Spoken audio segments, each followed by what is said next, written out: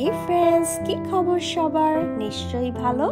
আজকে আমি glazed carrot বানাবো আর আপনাদের সাথে আমার প্রিয় রেসিপিটা শেয়ার করব।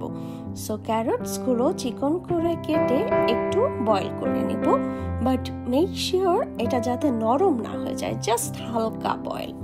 আর তারপর একটা প্যানে একটু butter, honey, brown sugar or regular sugar and একটু সিনামন পাউডার দিয়ে দিব। ব্রাউন সুগার দিলে বেশি ভালো হয়, বাট আমার কাছে ব্রাউন সুগার ছিল না, সো আমি রেগুলার সুগারটা ইউজ করেছি। সো করার পর এখানে একটু নাড়তে হবে আর সুন হয়ে যাবে এটা।